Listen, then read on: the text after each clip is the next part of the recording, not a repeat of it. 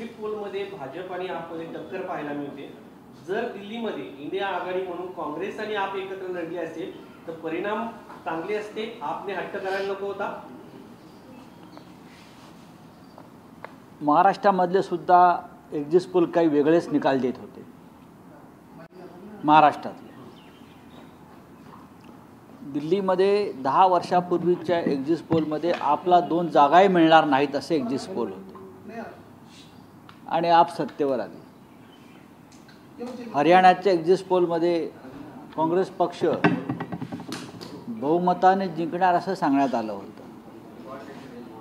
अचानक भारतीय जनता पक्षाचा विजय प्राप्त झाला। मी काल दिल्लीमध्ये दिवसभर होतो, अनेक ठिकाणी फिरलो, अनेकांशी चर्चा केली। दिल्लीमध्ये नक्कीच यावेळेला चुरस आहे आणि निवडणुकांमध्ये चुरसही असायलाच पाहिजे। पण ज्या पद्धतीनं दिल्लीची विधानसभा जिंकण्यासाठी भारतीय जनता पक्षानं पैसा आणि सत्ता याचा अतिरेकी वापर केला हे काल रस्त्यावर दिसत होतं। आपच्या किंवा काँग्रेसच्या कार्यकर्त्यांना लहान सहान प्रकरणामध्ये पोलीस स्टेशनला बसवून ठेवण्यात आलं। दिवस गुन्हे दाखल करण्यात आले अनेक कलमाखाली आणि त्याच गुन्ह्यासाठी भारतीय जनता पक्षाच्या लोकांना साधी विचारणाही केली नाही। याचं कारण असं आहे की मला सांगण्यात आलं की वरून आदेश आहे,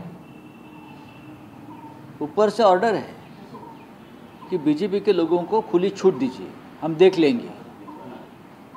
अशा पद्धतीनं कालची निवडणूक झालेली आहे। त्याला फेअर इलेक्शन म्हणत नाहीत। महाराष्ट्रामध्ये आम्ही यातून गेलो, महाराष्ट्राचाच पॅटर्न दिल्लीत राबवण्याचा प्रयत्न झालेला आहे। पण महाराष्ट्राच्या निकालानंतर आपचे कार्यकर्ते हे अधिक सावध होते, काँग्रेसचेही लोक सावध होते।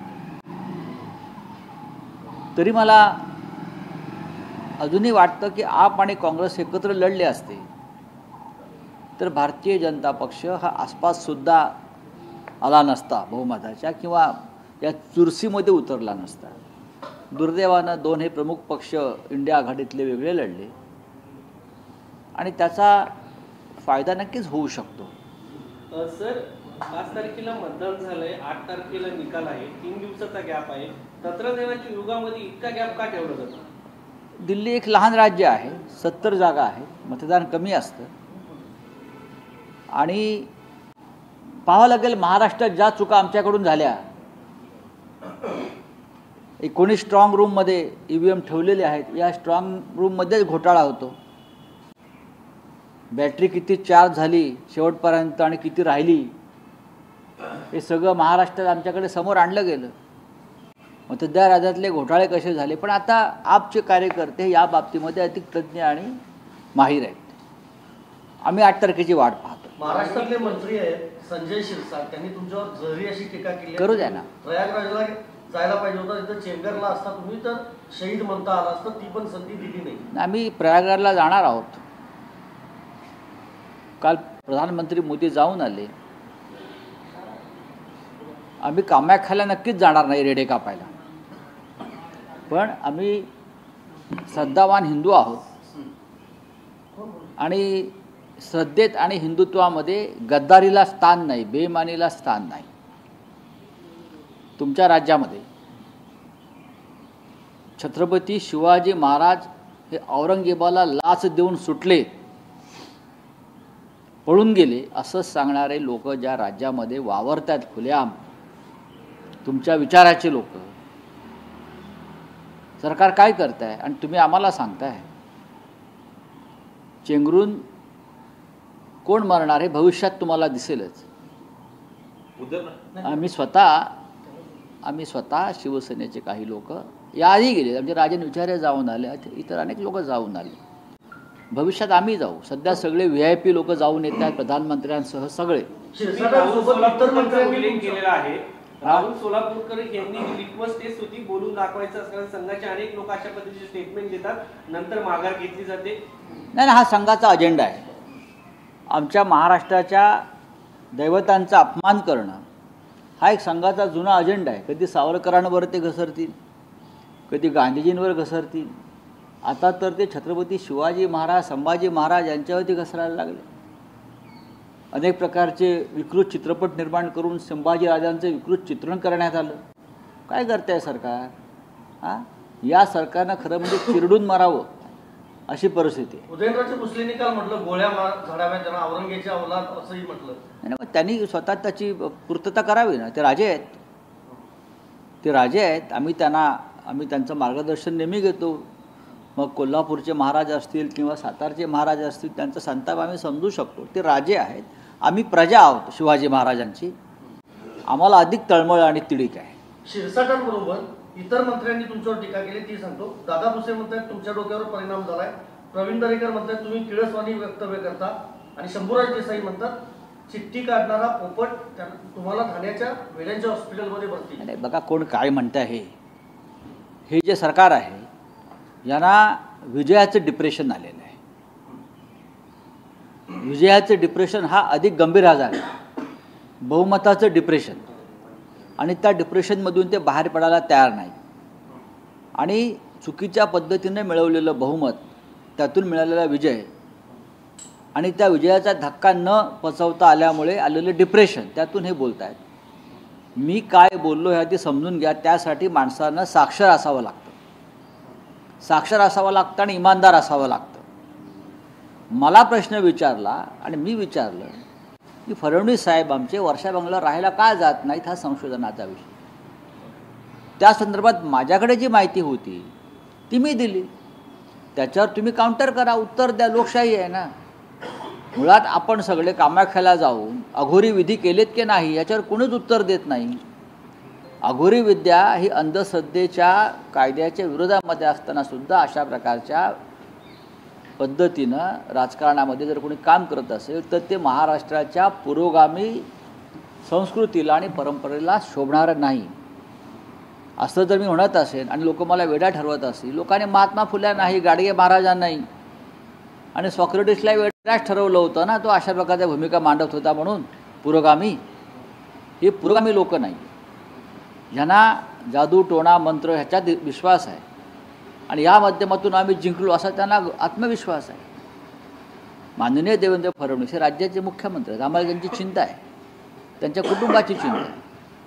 आणि त्यांनी लवकरात लवकर वर्षा बंगल्यावर जाऊन शिरसावर होऊन राज्यकारभार करावा ही या जनतेची अपेक्षा आहे. पण कोणीतरी त्यांना रोखण्याचा प्रयत्न करत आहे. ही जर आमची चिंता असेल या महाराष्ट्राचे नागरिक म्हणून, तर हे फिरसाटांना एवढं डिप्रेशनमध्ये जाऊन बोलण्याची गरज नाही. बोला विजयाचं डिप्रेशन आहे, कारण हा विजय सरळ नाही आहे. शिवभोजन थाळी एवढी कशी रद्द खात्री आहे करण्याचा मुख्यमंत्री 100% वर्षावर जाणार नाही. आणि एक सगळ्यात महत्त्वाचं म्हणजे राज्यामध्ये अंधश्रद्धा निर्मूलनाच्या संदर्भात कायदा आहे आणि अंधश्रद्धा निर्मूलना संदर्भात जे लोक काम करतात त्यांनी या संदर्भात जे बाहेर चर्चा आहेत, ज्या अफवा आहेत, त्या संदर्भात त्यांनी लोकांना सामाजिक सुधारणेचं काम करणं गरजेचं आहे, जागरण करणं गरजेचं आहे. कारण मुख्यमंत्र्यांच्या बंगल्यासंदर्भात अशा चर्चा होत असतील तर ती गंभीर गोष्ट आहे. आणि देवेंद्रजी काल बोललेले आहेत की ते त्यांच्या मुलीची परीक्षा झाल्यावर वर्षा बंगल्यावर जातील. त्यांनी वर्षा बंगल्यावर खरोखर जाऊन दाखवायला पाहिजे की मी अंधश्रद्धेच्या विरोधामध्ये काम करणारा मुख्यमंत्री आहे. शिवभोजन थाळी रद्द करण्याचा निर्णय राज्य सरकारने घेतलाय, पण भुजबळांनी मुख्यमंत्र्यांना पत्र लिहून हा महत्वाकांक्षी प्रकल्प सुरू ठेवा अशी मागणी केली. म्हणजे लाडक्या बहिणीचा तोटा इतर योजनांना बसतोय का? नक्कीच. आर्थिक परिस्थिती शिवभोजन थाळी ही आधीच्या महाविकास आघाडीच्या सरकारनं श्रमिक, कष्टकरी, गोरगरीब जनता याच्यासाठी केली होती. पण सरकारला आता ते गोरगरिबांना अन्न पुरवणं परवडत नाही, कारण त्यांना राजकारणात त्याचा उपयोग नाही आहे. पण ठीक आहे, भुजबळ साहेबांनी हा विषय मांडला आहे, आम्ही त्यांच्या मागे उभे राहू. चला, वाल्मिकीकरांचा व्हिडिओ पाहिला म्हणून मोहिते नावाच्या एका मुलाला मारहाण करण्यात आली बीडमध्ये.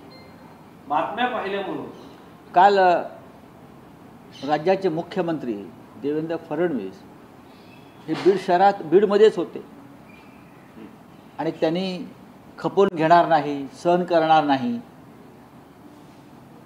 कायदा हातात घेणाऱ्यांना वठणीवर आणेन वगैरे वगैरे वगैरे अशी वक्तव्य केलेली आहेत. सुरेश धस यांनी हा मुद्दा मुख्यमंत्र्यांपर्यंत न्यावा, कारण ते बाहुबली मुख्यमंत्री असं धस साहेब म्हणत आहेत. मग बाहुबलीने एका सामान्य माणसावर अशा प्रकारे हल्ला झाला असेल, मारहाण झाली असेल, तर ते मारहाण करणारे कोण आहेत हा मुद्दासुद्धा सुरेश धस याने मार्गी लावावा. हा नुसतं वाल्मिक कराडचं भजन करून चालणार नाही. प्रत्येक स्तरावर इथे गुंडगिरी आणि गँगवॉर सुरू आहे. चला, हिरव्या सापांची वळवळ महाराष्ट्रात सहन करणं नाही. हिरव्या सापांची बिर्याणी आवडत असेल तर पाकिस्तानात जा असे राज्याचे मंत्री बोलतात. वेडे आहेत, मला डिप्रेशनमध्ये आहेत ते. आदित्य ठाकरेंना ताब्यात घ्यायची काय गरज आहे असं हायकोर्टानं म्हटलेलं आहे. दिशा सालियान प्रकरणामध्ये त्याचं स्पष्टीकरण द्यावं. बघा, हा न्यायप्रविष्ट विषय आहे आणि हे काही लोक जाणून बुजून आम्हाला सगळ्यांना बदनाम करण्यासाठी हे विषय समोर आणतायत.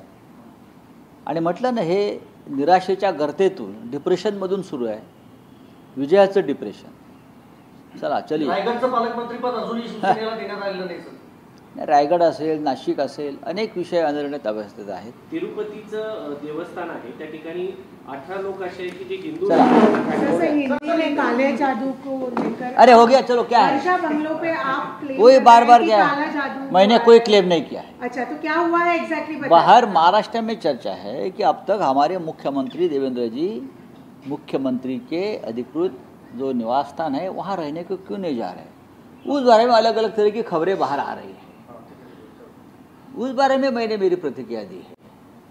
मैं सबसे बड़ा अंधश्रद्धा के मामले में जो काम चलता है प्रोग्रेसिव, मैं उसका एक कार्यकर्ता हूँ. महाराष्ट्र में हमारे जो बाला साहब जी के पिताजी थे प्रबोधनकार जी ने अंधश्रद्धा के खिलाफ बहुत बड़ा मूवमेंट आंदोलन किया था. बाला साहब ठाकरे अंधश्रद्धा के खिलाफ थे और हम उनके सिपाही सलाहकार हैं. हमारे राज्य में इस प्रकार की कोई बात करता है और जो अंधश्रद्धा को ताकत देता है वो हम सहन नहीं करेंगे. इसलिए जल्दी से जल्दी देवेंद्र जी ने मुख्यमंत्री निवास पर रहने को जाना चाहिए. कल क्यों नहीं जा रहे हैं आपके हिसाब से? एक मिनट, क्यों उस नहीं बारे जा में रहे हैं? मैंने बात किया है, बार बार क्या बात कर. सोयाबीन खरेदीच्या संदर्भात मुदतवाढ दिली, मात्र अजूनही शेतकऱ्यांचे ट्रॅक्टर लाईनीमध्ये उभा चार आहे. दिवस आज शेवटचा दिवस आहे. शेवटचा दिवस आहे. केंद्र सरकार तुम्ही खासदार आधी असं आम्ही आवाज उठवणार का? कालच आम्ही माननीय शरद पवार साहेबांशी याच्यावर चर्चा केलेली. कालच आजही आम्ही पवार साहेबांशी चर्चा करू सगळे आणि त्या संदर्भात सामुदायिक एक राज्य म्हणून काय निर्णय घेता येईल, पुढे जाता येईल का, त्याविषयी आम्ही आज ते करू. एग्जिट पोल एग्जिट पोल कल जिस तरह से आया है. देखिए, एग्जिट पोल आते हैं चले जाते हैं. महाराष्ट्र का एग्जिट पोल हमने देखा है. हमारी सरकार आ रही थी, हरियाणा में कांग्रेस की सरकार आ रही थी. तो अभी 8 तारीख को सुबह पता चलेगा 10 बजे क्या सच है और क्या गलत है.